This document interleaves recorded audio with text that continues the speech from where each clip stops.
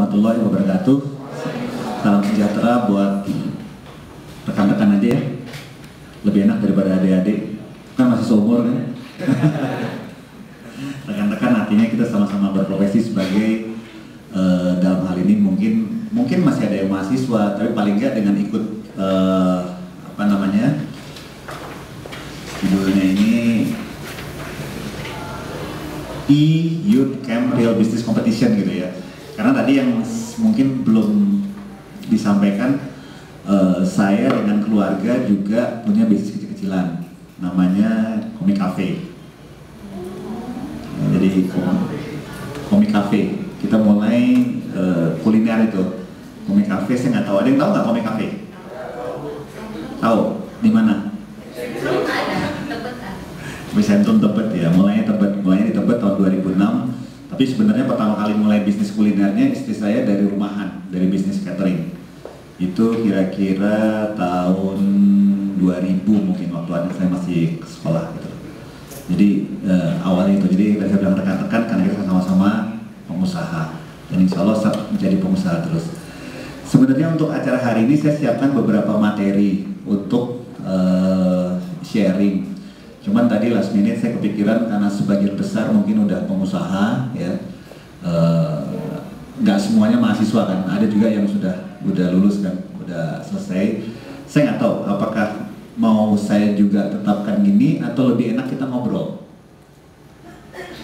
Floor, terserah, mau ngobrol aja karena pengalaman selama ini saya juga sering jadi guest lecture. Yang sering terjadi adalah waktu yang bukan kurang, tapi nggak cukup untuk session tanya jawab atau sharing gitu loh. Kadang-kadang kasih waktu 30 menit, tapi ternyata proses diskusi sama sharingnya lebih dari 30 menit. Jadi masih banyak yang pengen ditanyain, jadi nggak ini. Saya nggak tahu enaknya gimana. Atau saya mau cepet aja 10 menit gitu ya, habis itu kita lebih banyak ngobrol ya gitu ya. Oke. Mungkin gitu aja Mar ya, saya cepet 10 menit. Sorry saya orangnya nggak bisa diam gitu, jadi kalau duduk ini rasanya nggak enak.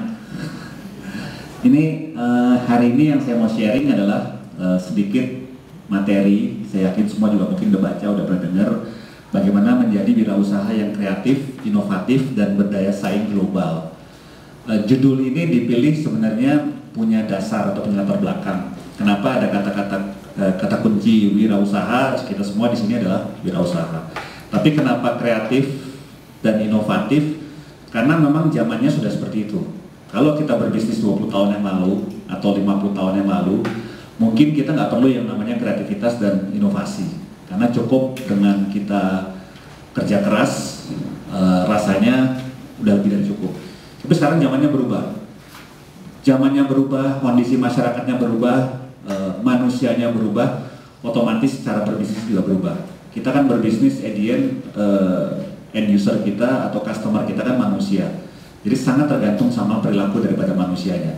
Nah, perilaku manusia hari ini dan situasi bisnisnya mengharuskan kita mau nggak mau kita untuk kreatif, inovatif. Karena praktis semuanya udah ada. Nggak ada yang susah sekali untuk benar-benar menciptakan sesuatu yang baru. Susah sekali. Ya, sehingga kenapa tadi mesti harus inovatif dan kreatif. Dan saya juga dengar dari panitia sebagian besar di sini bidang usahanya memang bidang usaha ekonomi kreatif ya. Jadi mungkin harusnya cocok gitu. Tapi bukan berarti kreatif dan inovatif itu harus ekonomi kreatif. Ya, ekonomi kreatif banyak. Kalau lihat definisinya Departemen Perdagangan, ada yang arsitek, fashion, kuliner, multimedia itu masuk semua ekonomi kreatif. Tapi semua bidang usaha, apakah itu bagian dari ekonomi kreatif ataupun bukan bagian dari ekonomi kreatif, sekarang itu baiknya kita harus kreatif dan inovatif gitu loh. Artinya minimal kita tampil beda, karena hari ini memang manusianya membutuhkan sesuatu yang berbeda. Kalau bahasa marketingnya Hermawan itu harus punya positioning yang jelas. Contohnya misalnya kayak yang dibuat sama Steve Jobs almarhum dengan iPad. iPad itu bukan sesuatu yang baru, itu kan tablet sebenarnya teknologinya. Udah banyak orang yang bikin tablet sebelumnya. Tapi kenapa ya iPad yang sukses? Karena dia melakukan dengan cara yang berbeda. Ya, kemasannya semua programmingnya gitu loh. Ya. Sekarang Android Samsung bikin, tapi tetap aja belum bisa kayak produk-produknya Apple, karena memang Apple punya positioning yang sangat berbeda, yang membuat orang udah nggak mikirin harganya lagi. Sebenarnya kalau lihat harganya mahal, produk-produknya Apple tuh sangat mahal. Kita bisa dapetin produk-produk lain dengan features yang mendekati produknya Apple dengan harga yang mungkin jauh di bawahnya. Tapi itulah contoh bagaimana bisa memanfaatkan market dan situasi market orang-orangnya hari ini sehingga orang mau membayar lebih. Kemudian ada kata-kata berdaya saing global. Nah ini buat teman-teman semua, saya juga merasa beruntung sih. Beruntung karena berada pada saat yang tepat. Hari ini Indonesia bisa dibilang menjadi pusat perhatian dunia. Indonesia masuk negara G20, negara dengan 20 PDB terbesar di dunia. Indonesia masuk negara dengan pertumbuhan ekonomi tertinggi di dunia setelah China dan India. Tapi di sisi lain China sama India udah mulai slowing down. Indonesia masih punya potensi untuk naik terus. Indonesia negara dengan jumlah penduduk nomor 4 terbesar di dunia, 240 juta setelah China, India, dan Amerika. Ya, kemudian pertumbuhan penduduknya juga karena BKKBN udah nggak diurusin lagi setelah zamannya Pak Harto. Pertumbuhan penduduk kurang lebih sekitar 2% setahun juga. Kita suka bilang setiap satu Singapura lahir di Indonesia setiap tahun 4,8 juta itu Singapura penduduknya. Satu Singapura lahir di Indonesia setiap tahun. Dan satu lagi yang perlu diperhatikan adalah rata-rata usia orang Indonesia juga termasuk yang termuda di dunia, di bawah 30 tahun. Ini adalah orang-orang yang sangat konsumtif. Yang kedua, orang-orang yang masa konsumsinya panjang. Karena dari sekarang rata-rata umur 28 paling nggak sampai umur 48-50 dia akan spend terus. Beda seperti misalnya Inggris atau Jepang yang rata-rata umurnya udah 50 lebih. Mereka tuh udah nggak kepikiran lagi tuh mau beli ini beli itu, udah beda. Orang umur 50-an udah nggak mikirnya ke situ lagi. Nah ini semua potensi. Makanya kenapa saya pilih judul ini. Tapi harus hati-hati, kenapa? Karena jangan sampai justru akibatnya kita menjadi serbuan barang-barang impor. Dan itulah yang mulai terjadi. Semua impor. Batik aja udah mulai impor. Oke. Saya pakai itu aja kali ini. Oh. Nggak ada. Oh, ya udah, kalau biar cepet. Ini saya pikir juga semua orang udah tahu Steve Jobs ya. Yang perlu dipelajarin dari Steve Jobs bukan masalah inovasi sama kreativitasnya, tapi bagaimana dia jatuh bangun. Semua tahu pasti kalau Steve Jobs itu pernah dikeluarin dari Apple, Macintosh. Dia pendiri Apple, Macintosh dia dikeluarin, dia nggak patah semangat, dia kerja di luar, kumpulin duit, Macintosh-nya jatuh, Apple-nya jatuh, dia udah punya duit, dia beli balik, dan dia bikin Apple seperti sekarang. Next. Ini orang lokal, Bob Sadino. Kenapa saya ambil contohnya Bob Sadino sama Steve Jobs? Karena dua orang ini yang saya anggap punya positioning sendiri gitu loh. Tampil beda, berani tampil beda. Next. Nah ini juga nggak usah diomongin, semua juga tahu ya. Seseorang yang mendirikan dan menjalankan sebuah usaha yang inovatif. Wirausahawan adalah orang yang imajinatif yang ditandai dengan kemampuannya dalam menetapkan sasaran serta mencapai sasaran-sasaran itu. Oke, next. Wirausahawan muda, kreatif, inovatif, dan daya saing global, ya, menciptakan lapangan kerja, menciptakan added value bagi produk nasional. Jadi nggak usah pusing-pusing, lihat aja orang lagi butuh apa sih. Oh, orang butuh sepatu, butuh makan, butuh pendidikan, butuh kesehatan. Nah, gue bisa bikin apa nih yang gitu. Sekarang, oh, orang ternyata sepatu masih import. Kenapa masih import? Kenapa nggak gue yang bikin? Oh, baju masih import. Kenapa masih import? Kenapa gue yang bikin? Oh, orang sekarang makan Kentucky, makan ini contoh nih, makan Kentucky, di sini ada yang kuliner. Siapa yang kuliner? Makan Kentucky, makan McDonald. Kenapa franchise atau fast food harus makanan barat? Kenapa nggak ada gado-gado fast food atau franchise? Contohnya. Sekarang saya tanya, sebagian besar di sini, ada nggak yang selama 1 bulan tiap hari makannya McDonald terus? Enak nggak? Kalau terus-terusan pasti ada saatnya pengen balik ke makanan kita gitu, mau nasi goreng kayak mau soto, mau apapun gitu. Biar gimana pun itu pasti gitu. Jadi harusnya the market is there. Tinggal sekarang mampu nggak? Seperti kata-kata tadi, kita lihat peluang, tapi bukan cuma lihat peluang. Bagaimana merealisasikan peluang itu menjadi manfaat nyata buat kita. Itulah entrepreneur. Ya. Penyaluran karya anak bangsa, ya ini salah satu. Jadi banyak sebenarnya yang bisa dilakukan. Next. 4 faktor minat, bakat, kepribadian, lingkungan. Ini saya stressing banget karena selalu orang bilangnya bakat. Wah, gue nggak punya bakat jadi entrepreneur. Enggak. Saya juga sering jadi di sekolah anak saya dari mulai SMP, SMA untuk pembicara pada saat misalnya anak SMA kelas 1 mau milih jurusan IPA, IPS. Pada saat SMA kelas 3 mau memilih gue mesti kuliah kemana. Karena itu dia udah harus memikir sampai di ujung gue pengen jadi apa sih. Itu kan urutannya seperti itu. Orang selalu bilang gue bakat gue ini gitu loh. Padahal hari ini situasinya berbeda.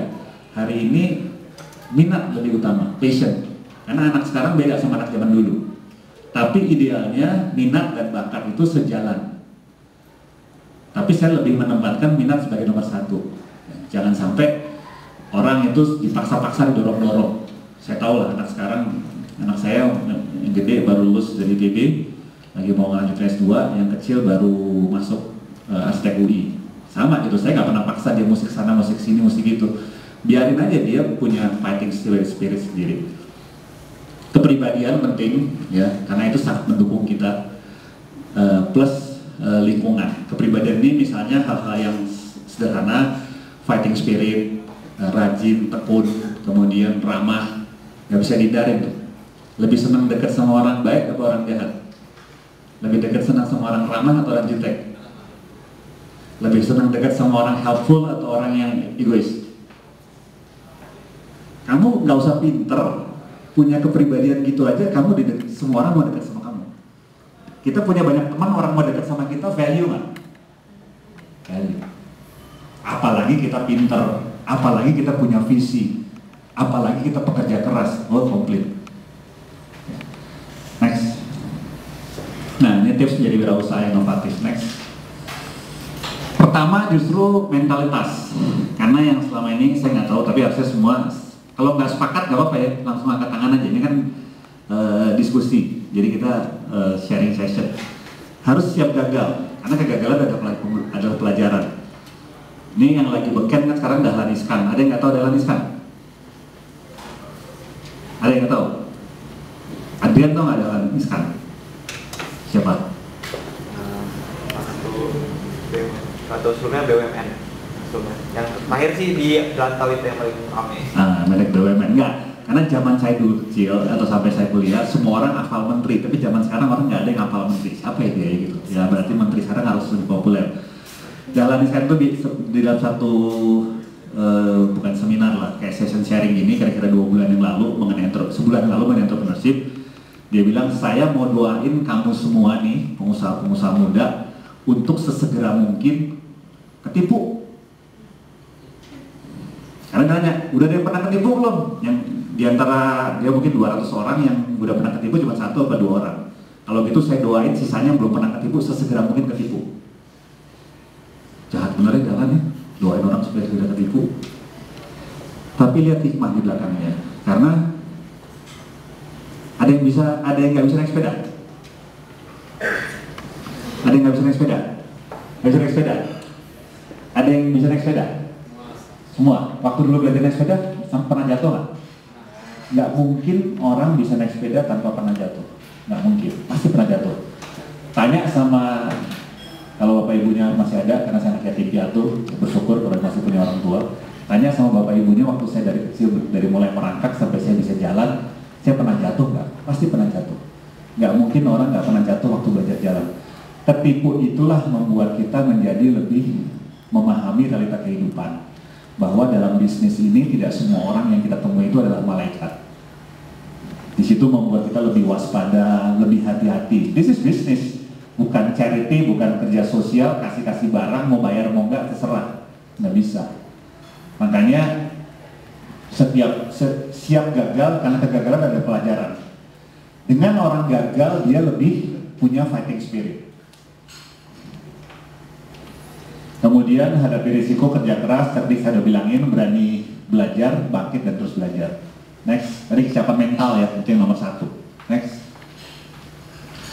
think big. Ya. Jadi harus berani mikir yang, jangan takut gitu mau jadi Steve Jobs, mau jadi Warren Buffett. Ada yang tadi tutupin soalnya. Zainuddin. Kepikiran nggak 10 tahun, 20 tahun, 30 tahun lagi pengen jadi apa? Cita-cita. Pengen sesuatu ada nggak? Kalau keinginan saya itu hampir sama saya, karena saya itu memang ini apa namanya, jiwanya itu memang jiwa-jiwa wirausaha, apalagi saya itu suka dengan penelitian. Jadi penelitian dari, apalagi saya itu sekarang itu dalam tahap skripsi gitu ya, di semester 6 itu pokoknya mau gak mau hasil skripsi saya itu kalau bisa itu bisa dijual. Jadi nanti pemikiran saya itu hasil dari penelitian saya itu nanti entah itu bisa bisa dijual ke pabrik apa gimana, itu nanti insya Allah dalam penelitian saya itu nanti bisa dijual ke seperti itu. Skripsinya apa? Skripsinya itu tentang peningkatan produksi tanaman pada tanaman jagung dengan menggunakan bakteri, di mana saya itu dapat dana dari pemerintah untuk menjalankan itu. Pernah kepikir pengen punya pabrik jagung? Pernah. Seberapa gede? Hampir sama dengan Pioneer. Pioneer saya nggak update. Pioneer apa? Pioneer itu adalah salah satu perusahaan jagung internasional di mana pusat perusahaannya itu ada di Swiss. Alhamdulillah udah mau think big. Karena saya nggak tahu, jangan-jangan ada yang belum berani think big. Tapi rasanya kalau udah juara gini masuk 10 tim final sih semua udah punya think big ya. Ada yang mau sharing satu lagi think big? Andreas? Untuk 10 tahun ke depan ya Pak? Saya sih 10 tahun, 20 tahun, 30 tahun 10 tahun ke depan sih bayangan saya mungkin saya pengen jadi CEO perusahaan multinasional. Kalau bisa sih Chevron. Iya. Amin. Andri? 10 tahun ke depan saya pengen punya pabrik gula Pak. Good, berarti udah nggak usah diomongin lagi think big, karena saya masih pernah ketemu beberapa orang yang nggak berani untuk think big gitu. Think big gratis atau bayar? Ya, yang gratis aja takut, gimana yang bayar? Think big kan gratis, nggak usah takut gitu loh. Gue pengen jadi presiden, biarin aja dibilang orang gila. Tapi hati-hati loh, pernah baca buku The Secret? Apa intinya? William? Intinya law of attraction. Jadi apa yang kita inginkan, yang kita impikan itu bisa jadi kenyataan asal kita sungguh-sungguh mau. 100 itulah gitu. Jadi karena sama, saya kebetulan mungkin secara umur lebih duluan lahir, jadi bisa sharing umur saya. Banyak hal-hal yang saya nggak sengaja batin, ternyata subhanallah itu dikabulkan. Dari hal-hal yang kecil, barang, sampai pengen jadi CEO. Saya dulu juga gitu, wah enaknya jadi CEO ya. Saya suka baca buku mengenai CEO segala macam, tapi nggak pernah secara awalnya pengen jadi CEO kita, tapi cuma batin aja. Kita dikabulkan gitu. Sampai barang juga sampai, bagus ya punya ini, dikasih. Tinggal masalah waktu aja. Jadi jangan takut untuk think big. Kalau dalam konteks entrepreneurship, biasanya ada 3 cara. Be the first, ciptakan sesuatu yang baru dan unik. Be the best, sama be different. Ini caranya biasanya. Be the best ini yang sekarang orang bilang sebagai competitive advantage. Be the first nggak mudah, walaupun bisa juga, tapi dalam konteks yang berbeda. Misalnya cara packaging. Be different ini yang sekarang paling banyak, inovatif kreatif. Contohnya kayak Steve Jobs atau Apple. Dia tuh sebenarnya lebih di sini, bukan di sini. Kalau bilang the best teknologinya, Apple bukan the best. Kalau bilang apapun Apple bukan the best, tapi dia be different. Kalau Toyota itu dulu dia di sini. Kalau misalnya Mercedes-Benz, dia pencipta mobil pertama. Biasanya urutannya begitu. Pencipta mobil pertama, kemudian di sini dia perbaikin. Pernah dengar ATM? Ini biasanya polanya ATM, amati, tiru, modifikasi dengan lebih baik. karena belum be the first. Orang Korea, orang Cina sekarang kalau Hyundai sama pabrik di China, kalau mobil Jepang, mobil Amerika, mobil Eropa keluar, Mercedes-Benz, dia bawa pabrik, dia pretelin. Dan itu yang pertama kali dilakukan oleh Jepang. Kemudian ditiru oleh Korea, sekarang ditiru oleh China. Ngapain pusing-pusing menciptakan sesuatu yang baru? Yang di atas yang biasa bisa menciptakan. Kita mah ATM aja, awati tiru modifikasi. Next. Go beyond the imagination. Jangan takut ngayal. Ya. Dan ini tadi kan saya masih kaitannya sama tadi ya, inovasi sama kreatif. Solusi baru, out of the box, tetap sesuai pasar. Berani gitu, out of the box. Hal sederhana aja, misalnya. Saya kalau pergi makan sama keluarga saya, sama istri saya sama 2 anak saya, biasanya itu sekitar 60-70% selalu nyobain restoran baru. Ada restoran baru buka, kita datang. Menunya nggak pernah mesen yang sama, kita berempat, beda-beda. Nanti saling nyobain, eksplorasi, gitu contohnya. Ya. Ada orang kan yang sebenarnya satu restoran aja gitu, nggak apa juga, tapi pengalaman dia kan terbatas. Eksplorasi gitu, karena dengan begitu kita wawasan kita nambah. Oh iya ya, nanti biasanya ada ide-ide, oh iya ya, bagus, kenapa nggak gini, kenapa nggak gitu, oh ini bagus juga ide kita bisa ambil gitu. Berani untuk eksplorasi. Ya, jadilah inovatif benar-benar berpikir secara terbalik atau tidak biasa. Makanya tadi, jangan takut gitu. Karena kenapa saya bilang berpikir secara terbalik? Yang sering terjadi, terutama penyakitnya orang Indonesia, malas mikir, langsung bikin. Kira-kira kalau kita mikirnya berkali-kali, ngebikinnya sekali, sama mikirnya sekali, bikinnya berkali-kali, mana lebih mahal? Hah? Mikirnya sekali, bikinnya berkali-kali. Itu penyakitnya tukang kayu kita. Sebenarnya prinsip tukang kayu, itu namanya carpenters. Ukur 2 kali, potong 1 kali. Tapi tukang kayu kita, mohon maaf, ukur 1 kali, motongnya berkali-kali. Males ngukur, ger gaji, tekor, motong lagi. Hati-hati di proses berpikir dan proses planning, karena itu murah, masih di sini. Kalau ganti masih murah, tapi kalau udah jadi barang yang mau diganti, bikin rumah aja, karena saya latar belakangnya arsitek, nggak pakai gambar langsung bangun. Oh salah, jebol, pindahin sana, pindahin situ, mahal kan? Kalau nggak ganti kan cuma selembar kertas sama waktu 1 atau 2 hari, jauh lebih murah. Makanya harus eksplorasi, jangan takut gitu. Next. Nah ini bagaimana mancing big and fresh idea. Ini yang tadi saya udah bilang, kita kerjain sehari-hari. Itu prinsip bisa karena biasa. Lakukan sesuatu yang berbeda di setiap kesempatan, catat setiap ide untuk penciptaan inovasi. Anak saya udah beli smartphone waktu dia SMA kelas 1, bukan buat gaya-gayaan, tapi saya bilang karena memang yang namanya smartphone itu featuresnya banyak, tolong dipakai. Jadikan ini sebagai notebook kamu. Ketemu sesuatu, catat. Lihat yang bagus, potret. Saya sampai sekarang masih begitu. Lihat yang sesuatu yang bagus, potret. Nah ini bagus nih, ATM. Habis itu tiru, modifikasi, perbaiki. Sesuatu yang bagus catat sebelum lupa. Namanya otak manusia kan terbatas. Ya. Carilah model-model baru untuk ekspansi. Rancang dream team Anda untuk mendukung dalam menjalani ide besar Anda. Ingat, kenapa ini penting, rancang dream team Anda? Ada yang bisa sharing sambil kita ngobrol ya. Kenapa perlu ada dream team? Ini kan ada 10 tim kan. Satu tim kan lebih dari 1 orang. Kenapa nggak cukup sendirian gitu yang maju? Bernadette?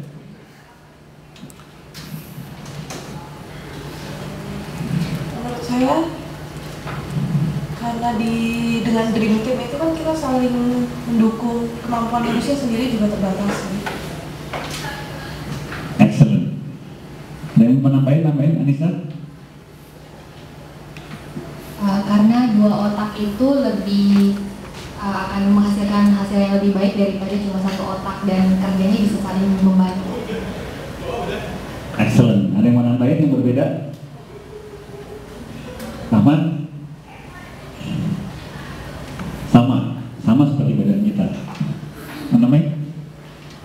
Ini saya bisa mendefinisikan kalau dream team itu juga sebagai lingkungan kita. Maksudnya gini, kita punya ide, tapi kalau lingkungan kita nggak mendukung, kalau kita katain ih ide lu jelek banget, ide lu gila, jadi udah intinya juga surut kan. Tapi kalau bayangkan kita punya lingkungan yang kita punya ide, bisa kita dimotivasi, dia wah idenya bagus, terus akhirnya makin berapi-api. Bagus sekali William. Jadi sama semuanya tadi bagus, tapi ini dari sisi juga akhirnya motivasi. Ya sama terjadi sinergi, 2 otak, 3 otak selalu biasanya lebih bagus. Satu lagi tambahan tipsnya juga, dream team itu kalau bisa bikin tim yang komplementari saling melengkapi. Jangan karena gue senangnya mikir, nggak senang kerja, berarti yang gue rekrut orang yang mikir semua, nggak ada yang kerja. Gue orangnya ekstrovert, tukang gaul, yang gue ajakin gabung itu teman-teman yang semuanya tukang gaul semua. Hati-hati, karena badan kita sangat indah. Justru kadang satu kepala, 2 tangan, 2 kaki, 2 telinga. Coba kalau kepala semua, serem nggak? Serem. Itulah. Tapi kadang-kadang manusia itu gitu, pengennya nyari yang sama-sama aja. Padahal justru yang harus dikumpulin adalah yang saling melengkapi kemampuannya. Sehingga nanti ada orang marketingnya, ada orang operationnya, ada orang HR-nya. Karena kan semua beda-beda. Nggak mungkin dikumpulin orang marketing semua. Yang orangnya seneng gaul semua, extrovert semua. Nanti siapa yang ngurusin back office? Nanti siapa yang mikir? Nggak mungkin semuanya mikir. Nanti siapa yang kerja? Siapa yang jualan? Itulah yang namanya dream team. Dan jangan sekali-sekali mencoba untuk jadi Superman. Mungkin kalau yang udah sering dengar kuliah saya udah hafal loh. Kenapa saya nggak mau jadi Superman? Kenapa coba? Enggak. Karena saya nggak mau pakai celana dalamnya di luar. Merah lagi. Lu kalau mau jadi Superman, lu syarat pertama lu mesti pakai celana dalam di luar. Lu jalan-jalan merah lagi. Mau nggak? Saya nggak mau. Saya mau jadi orang normal aja. Jangan terlalu serius. Ya, jadi namanya juga Superman, cuma di film. Dalam dunia nyata nggak ada yang namanya Superman. Next. Oh sorry, satu lagi. Sebelumnya. Ini yang penting juga nih, bersosialisasi dengan big thinkers lainnya. Karena tadi faktor lingkungan, ya. Coba untuk selalu berkolaborasi, gitu. Jangan takut untuk sharing gitu ya, berkolaborasi dengan tim-tim lainnya. Walaupun kadang-kadang industrinya berbeda. Kan ada di sini ada kuliner, ada fashion, ada segala macam, nggak apa-apa. Karena dengan membuka bahasan gitu akan ada banyak masukan. Saya waktu pertama kali pegang BSU yang itu tahun 2004 ada idenya nyeleneh, saya hire orang marketingnya itu dari asuransi. Tuh ini gimana sih Pak Hiram nih, sinting apa? Orang suruh jualan properti yang ditarik orang asuransi. Karena yang saya mau lakukan adalah saya mau mengaplikasikan semua best practices dari semua industri. Kalau orang sales, menurut saya di Republik ini yang terbaik adalah orang asuransi. Bener. Asuransi itu orang kita belum concern mengenai asuransi. Kalau udah bisa jualan top sales orang asuransi itu udah sales terbaik ya. Kalau bicara risk management, saya hire orang-orang eks perbankan atau financial institution karena memang mereka lah jagonya. Kalau saya bicara masalah HSE, health, safety dan environment, saya hire orang-orang eks pertambangan karena mereka orang terbaik. Itu contohnya bagaimana selalu bersosialisasi dan berkolaborasi. Kalau toh kita nggak mau hire tapi ngobrol, datang kepada ahlinya. Next. Meniru dapat menjadi proses inisiatif, inovatif, ini tadi saya bilang.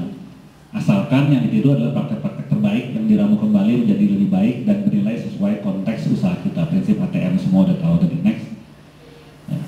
Ini harusnya juga mungkin semua nggak usah lah ya memulai dan mempertahankan usaha, udah pada mulai usaha kok. Ya, yang paling sebenarnya bukan cuma mempertahankan usaha, tapi gimana bisa naik. Tapi ini ya, tanya tadi makanya 5 tahun ke depan gimana, perubahan apa yang dibutuhkan untuk tumbuh dan lebih baik, apa strateginya, harus punya strategi ya. Siapkah bermitra untuk ekspansi. Next. Nah, kenapa perlu bisnis mentor? Ya sama lah sebenarnya. Belajar dari orang yang udah lebih dulu dari kita, yang punya pengalaman jam terbang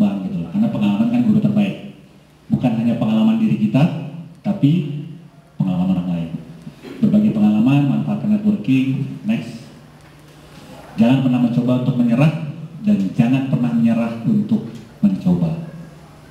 Saya selalu bilang ini sama semua orang.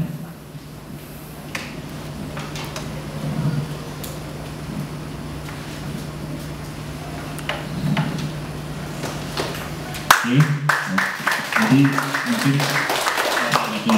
15 menit lebih 20 menit.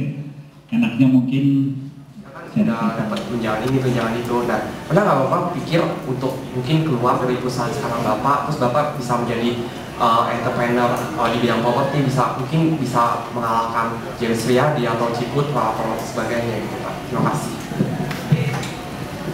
Waduh, pertanyaan yang berat. Tapi it's a very good question, William, dan kamu nanya pada saat yang tepat. Besok bulan depan tanggal 7 Juni RUPS Bakhrilan. Saya udah 5 tahun di Bakhrilan dan ini habis masa jabatan saya. Jadi pilihannya saya diperpanjang atau saya memperpanjang atau enggak. Jujur saya udah pikirin itu sebenarnya dari sejak 5 tahun yang lalu. Ya, tepatnya sih 10 tahun yang lalu. Tapi betul-betul mulai dipikirin bener itu mungkin kira-kira 5 tahun yang lalu, dan makin makin jadi bimbang dan tergelitik itu kira-kira 2 tahun yang lalu waktu saya ketemu Pak Ciputra. Pak Ciputra juga senior saya di Astek ITB. Saya 81, dia angkatan 60, berarti beda 20 tahun. Dia bilang sama saya adalah, Giram, kamu is a very good entrepreneur. Cuman sekarang kamu masih kerja sama orang. Kenapa kamu nggak bikin sendiri? Saya cuma ketawa, dan dia namanya Pak C kan jam terbangnya tinggi ya. Dia tahu, kamu jangan ketawa, kamu pasti mikir masalah umur ya. Dia bilang, saya mulai merintis PT Ciputra Development umur 50 tahun. Kamu sekarang berapa? 47. Kamu belum telat. Saya merintis PT Ciputra Development umur 50. Sebelumnya saya kerja sama orang. Saya kerja sama Pemberjaya Group, saya kerja sama Metro Bencana. Baru umur 50 saya membangun PT Ciputra Development, which is itu kurang lebih 23 tahun yang lalu. Sekarang dia umurnya kan 70. Sekarang dia umurnya 75. Jadi 25 tahun yang lalu. Jadi nggak telat kamu mulai dari umur 50. Dan memang sebelumnya saya udah pernah ketemu sama Adrian Zeka. Pernah dengar yang namanya Aman Group, Hotel Aman. Kalau di Bali itu pernah dengar namanya Aman Nusa. Ya, pernah dengar namanya Aman Nusa. Itu ada hotelnya ini bukan bintang 5 lagi, tapi butik hotel. Jadi ada Aman Nusa, kalau di Bali itu ada Aman Nusa, Aman Dari di Ubud, kemudian Aman Kila, di seluruh dunia banyak. Itu hotelnya itu bukan 5 star lagi, tapi butik hotel. Yang kadang orang bayarnya itu $5.000 semalam. Yang nginep itu selebritis. Yang biasanya yang datang itu ya semalam 5 juta, 50 juta semalam. Yang datang itu biasanya orang bilang aman jangkis. Ya, aman jangkis. Jangkis kan orang yang biasa kena drugs. Jadi saking mereka tuh begitu jadi fansnya si Aman Group. Nah, Aman ini didirikan oleh yang namanya Adrian Zeka, orang Indonesia, lahir besar di Tangerang, tapi sekarang dia lebih banyak di Singapura sama keliling dunia. Dia itu menjadi profesional di Starwood, kemudian umur 50 dia resign mendirikan Aman Group. Jadi saya pertama kali, ternyata bisa juga ya orang start bisnis umur 50. Artinya mulai dari jalur profesional dulu sebagai CEO, dia mengumpulkan semuanya, ngumpulin pengalaman, ngumpulin duit, dan at the end ngumpulin apa yang biasanya belum punya. Network udah ada, duit punya, kompetensi punya, network punya. Yang terakhir ini, istri udah ada. Yang satu nih, keberanian. Karena comfort zone lagi. Udah enak, karena biasanya orang tuh mulai entrepreneur kebanyakan ya zaman dulu itu karena susah. Kebanyakan zaman dulu itu. Walaupun sekarang udah jauh berbeda. Sekarang itu orang mau menjadi entrepreneur karena memang punya passion di situ. Keberanian, ngapain lagi gue umur 50, gue punya segalanya, gue punya duit, gue punya reputation, segala macam, networking, gue mesti susah-susah lagi membangun sesuatu dari nol. Jadi kalau tadi pertanyaannya, iya, memang saya udah mulai dari sini kira-kira 10 tahun yang lalu sebenarnya, bikin komik cafe, udah bikin umbrellanya, propertinya, segala macam gitu. Jadi ya bisnis komik cafe juga udah saya mau mulai besarin. Tapi kalau propertinya saya belum tahu. Saya kasih tahu kamu nanti when I make the decision, William. Tapi it's a very good question. Memang itu challenge-nya nanti. Itu challenge-nya. Berani nggak atau mau nggak ngambil keputusan dan keluar dari comfort zone. Jangan sekali-sekali terjebak di dalam comfort zone. Mumpung masih muda-muda ya. Ingat nanti obrolan kita hari ini 20 tahun, 30 tahun dari sekarang. Lakukanlah terus latihan-latihan atau cara untuk kita keluar dari comfort zone. Saya kebetulan selalu berdoa gitu, minta sama Allah ya bimbing saya terus gitu, jangan sampai saya masuk comfort zone. Karena begitu saya masuk ke comfort zone, bukan cuma sayanya, tapi saya merasa bahwa kita dikaruniai begitu besar sama Tuhan Yang Maha Esa. Harusnya kalau karunia kita ini bisa bermanfaat buat orang-orang lain yang tidak seberuntung kita. Masih banyak saudara-saudara kita tidak seberuntung kita. Jadi itulah kenapa kita jangan sampai berada dalam comfort zone. Thank you, William. Pertanyaan pertama tadi lintas umur, lintas bangsa. Komik lintas umur nggak? Orang umur 70 masih banyak yang senang komik. Lintas bangsa nggak? Kalau pernah datang ke komik cafe saya, di situ lihat nanti ada yang namanya manga, ada yang namanya Marvel, ada yang namanya DC, ada yang namanya komik Indonesia. Panji Tengkorak semua dari zaman dulu. Ada sejarah komik Indonesia dari tahun 30 sampai dengan sekarang. Dan itu sebenarnya juga terinspirasi Hard Rock Cafe sama Planet Hollywood. Kalau Hard Rock Cafe temanya musik, kalau Planet Hollywood temanya movie, belum ada cafe yang temanya komik. Jadi sekarang nih kalau sekarang datang ke komik cafe Rasuna Epicentrum karena lagi preview, lagi premier film The Avenger, yang dipamerin di sana adalah semua yang berhubungan dengan The Avengers. Ada Thor, ada Hulk, ada Iron Man, dan sebagainya. Nanti kalau, dan saya udah pelajarin setahun itu paling nggak 4 atau 5 kali keluar film superhero. Tahun ini saya lupa, tahun lalu kan ada Thor, ada Green Lantern, ada tahun ini tuh kalau nggak salah Avengers, X-Men, saya lupa. Jadi udah, emang tinggal. Dan saya nggak bayar lisensi karena saya bukan kemudian beli, tapi saya beli barang-barangnya saya pajang, boleh dong. Hati-hati masalah legal. Yang sering terjadi biasanya orang kalau berbisnis kan lupa masalah hukum. Hati-hati, banyak orang terjerembab karena masalah hukum. Pernah dengar, baca nggak kasusnya terakhir Pak Raden Suyadi? Bayangin, dia yang punya hak cipta si Unil, tapi karena dia nggak ngerti masalah hukum, disodorin kontrak yang sebenarnya menyerahkan haknya dia, tanda tangan, sekarang dia nggak punya apa-apa. Bayangin, padahal kan si Unil itu kan begitu populer yang harusnya jadi duit, tapi dia tidak menikmati karena dia serahkan copyrightnya atau haknya ke PFN tanpa dia mendapatkan imbalan yang cukup. Jadi hati-hati masalah hukum legal. Makanya kalau toh di sini ada yang sarjana hukum nggak atau kuliahnya di fakultas hukum?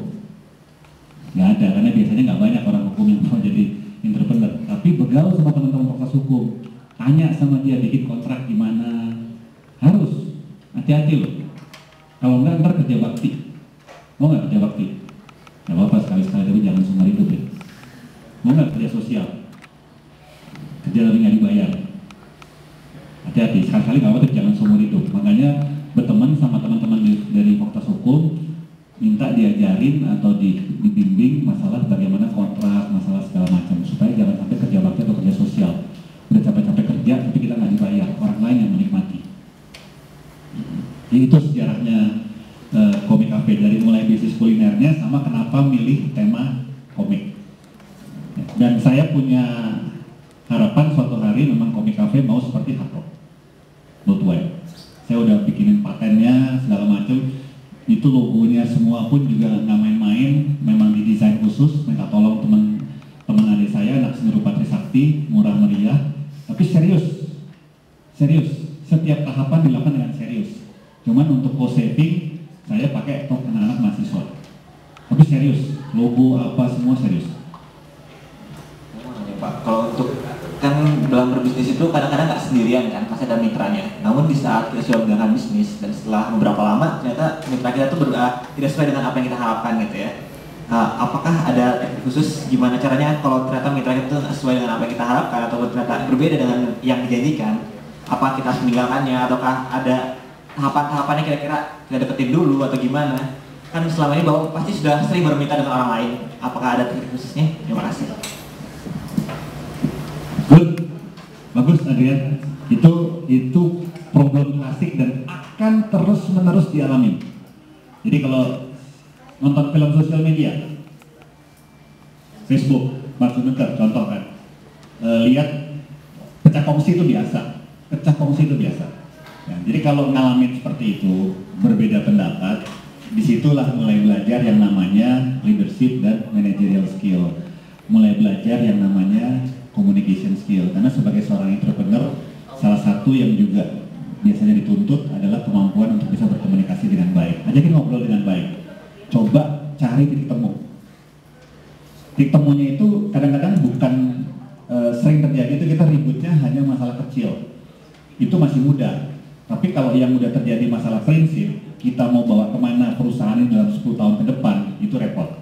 Satu mau ke Cawang, satu mau ke Bogor, satu mau ke Surabaya, itu repot. Sepakatin dulu kita sama mau ke Surabaya. Habis itu baru ngomong detailnya, gimana caranya ke Surabaya, naik pesawat, naik kereta, naik bus gitu loh.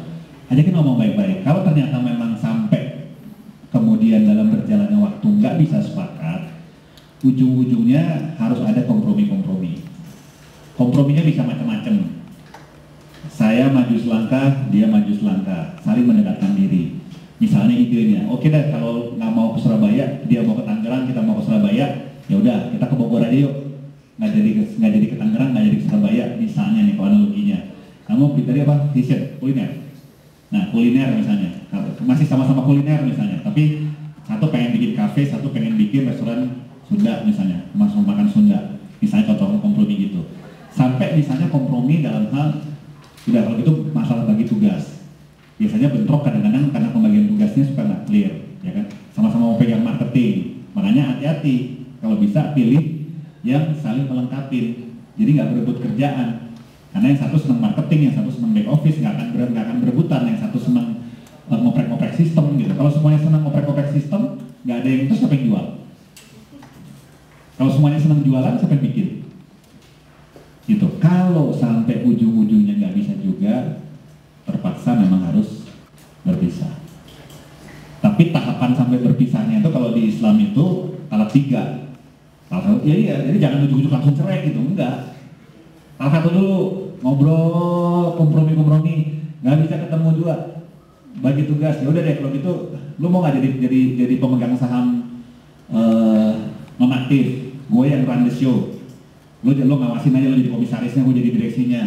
Gitu loh. Karena kalau sama-sama menjadi direksi, siapa yang jadi komisaris? Sama aja main bola, semua mau jadi kiper, siapa yang jadi penyerang? Semua mau jadi penyerang, siapa yang jadi kiper? Lihat kemarin Chelsea lawan Dewa bola nggak? Lawan Barca. Soal nasib iya, tapi paling enggak adalah kipernya Chelsea hebat. Jadi jangan underestimate kiper. Bener memang ada Messi, ada segala macam. Tapi kalau, ya kan?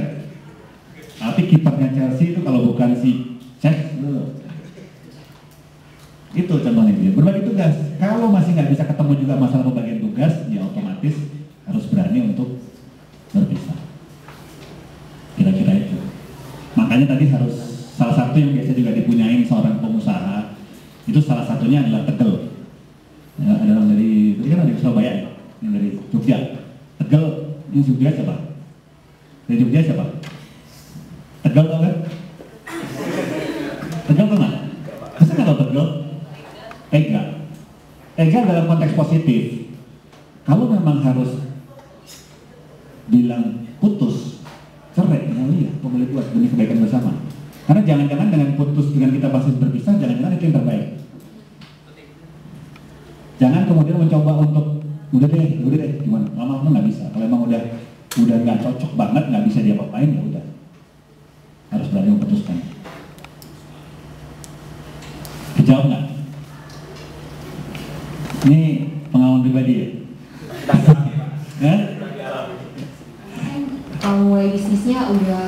punya modal. Jadi gimana ya kalau misalnya kita yang masih startup dalam kondisi misalnya down banget, mungkin rugi gitu, mungkin dari tekanan dari dalam nggak terlalu besar, tapi justru tekanan dari luar yang gimana sih baru gitu aja udah rugi gitu.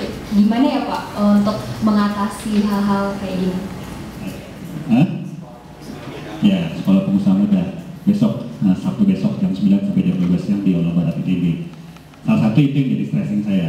Biasanya orang selalu beranggapan bahwa berbisnis modal utamanya adalah duit. Padahal balik yang tadi.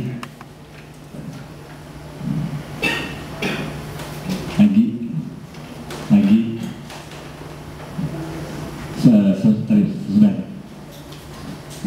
Terus lagi, nggak ke belakang. Nah, modal utamanya mental bukan duit. Kalau si Mark Zuckerberg punya duit, mungkin nggak akan jadi pengusaha. Kalau yang namanya si Steve Jobs punya duit, mungkin nggak akan jadi pengusaha. Kalau yang namanya Warren Buffett atau siapa misalnya itu punya duit, atau Bill Gates punya duit, mungkin dia nggak akan jadi. Justru modalnya adalah kesiapan mental. Karena kalau orang, mohon maaf ya, kenapa memang orang yang lebih tahan banting itu biasanya lebih sukses, dan biasanya yang paling ditakutkan adalah kalau orang-orang yang berangkat dari yang udah berpunya itu tahan bantingnya biasanya suka kalah sama orang-orang yang biasa-biasa aja. Makanya kalau di dalam konglomerasi selalu ada yang dibilang bahwa tidak banyak konglomerasi yang bisa bertahan lebih dari 4 generasi. Karena generasi pertama berangkat dari nol, susah banget hidupnya, dia berjuang mati-matian, ya akhirnya bisa menjadi kaya raya, banyak kasusnya. Generasi kedua sudah lahir sebagai anak orang kaya, ya, sehingga pasti fighting spiritnya beda, walaupun sekolahannya biasanya lebih bagus. Generasi ketiga apalagi, yang sering terjadi adalah generasi kedua ya habisin. Saya ingat sekali dulu zamannya saya bukan muda, kayak udah tua aja sekarang. Zaman tahun 80-an, zaman lagi beken-bekennya Om Lim Sinyong, ya, yang mendirikan Salim Group. Dia pakai mobil yang sangat sederhana, Volvo tua, bajunya juga sederhana. Sementara anak-anaknya generasi kedua, ya pastilah lebih wah gitu ya, mobilnya segala macam. Ditanyain sama semua orang, Om Lim kok mobilnya butut gitu sih? Sementara itu, ya saya nggak usah sebut nama lah, anak-anaknya itu mobilnya bagus-bagus. Ya lain dong, saya kan anak orang miskin, mereka kan anak orang kaya. Bener gak? Lain, mentalitasnya anak orang biasa-biasa aja sama mentalitasnya anak orang kaya. Saya kan anak orang miskin, dia kan anak orang kaya. Padahal jadi jangan berangkat bahwa harus punya duit, justru berangkat dari mental. Wah, karena biasanya nanti ada istilahnya saya harus survive, karena saya nggak punya apa-apa nih. Kalau saya nggak berhasil, itulah pendorong paling utama. Tapi nggak apa-apa gagal, gue masih punya duit, nggak apa-apa gagal, masih ada nyawa di gue. Karena modal utamanya fighting spirit, kerja keras, fighting. Nah, yang paling penting adalah kalau kita menghadapi situasi seperti itu, kan tadi udah bilang, gagal tuh biasa kok. Tapi yang penting harus belajar dari kegagalan tadi. Biasanya orang tuh kalau gagal malah kecambuk, gitu. Ada rasa malu, nggak enak sama segala macem. Dan sebagai entrepreneur, jangan patah semangat, bangkit untuk kita buktikan, wah, kegagalan ini adalah proses pembelajaran biasa. Thomas Alva Edison, ada yang tahu Thomas Alva Edison siapa?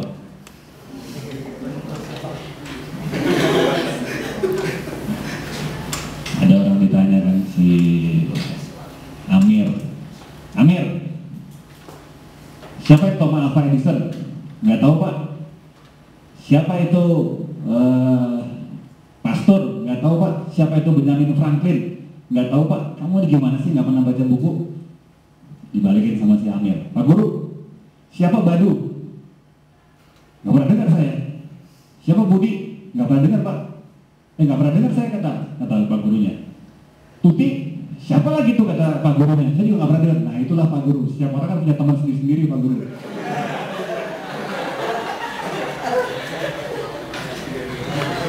Temannya Pak Guru mana saya kenal, Pak Guru aja nggak kenal teman saya.